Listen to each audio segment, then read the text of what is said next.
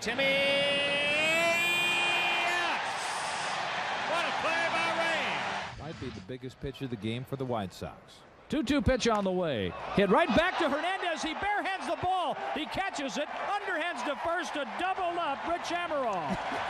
What a play by Hernandez, barehanding the line drive. That's how you feel your position right there. Roberto Hernandez, Tim Raines, they're both here on homecoming weekend. Great to see you guys.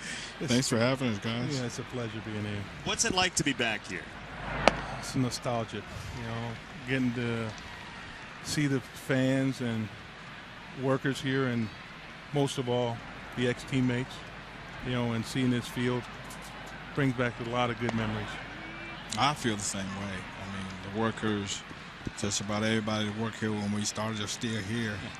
And seeing Jack and all the guys, Roberto and Lance, it's just like you said, it brings back fond memories. And Tim, this game now is shifting back to the type of player that you were. Because speed, a big part of your game, 808 stolen bases. And is it nice to see that being a big factor in baseball these days as we've gone away from slug ball into now a little bit more speed and defense? I felt like it was just a matter of time before it happened. Now that we have guys throwing over 100 miles an hour, those guys can't catch up with that hard fastball. So you got to figure out a way to make contact, get on base, and make things happen on the base pad. So I felt like it was just a matter of time before it came back around. This is the last year of the 10 that you are going to be eligible to be voted into the Hall of Fame. Looking at the numbers, up and down, in and out, everything you did for your ball clubs respectively, I believe that you should be there. How nerve-wracking is it to be in the 10th of 10 years, to be voted in? Not that it will keep you out if you don't make it this year, but it's always nice to be voted in.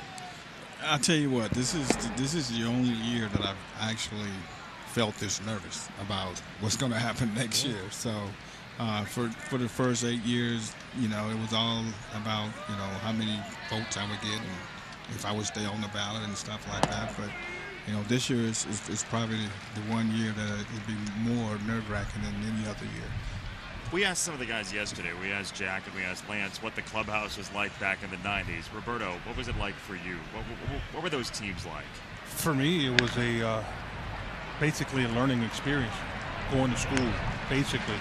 I learned my baseball, how to act, how to be a professional on and off the field by listening to these guys in that clubhouse, and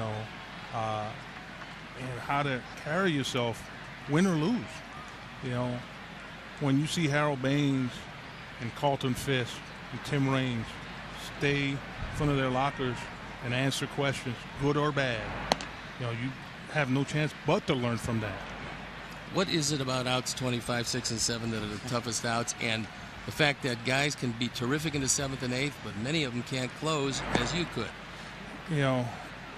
It took me about 3 to 4 years to learn how to be a closer. I was a starter. I was never prepared for it. I just was God blessed with a good arm, and that last out is always the hardest, because it's always on your shoulder, good or bad. There's times where an extra run would have helped, or play wasn't made, but you know what? I was entrusted to be out there for that last out, and I took it as a challenge. And I owe a lot to the White Sox. They saw something in me that I didn't see at that time. Tim, we heard you do a good Bo Jackson impersonation, especially after he homers. Is that true? I don't know what you're talking about. We're going to take a look at it because we have some proof. We would never throw that out there unless we had some video proof. Strike 3. We're going to go to break, but you got to watch this.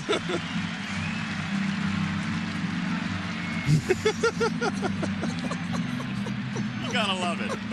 Thanks, guys. It's a pleasure.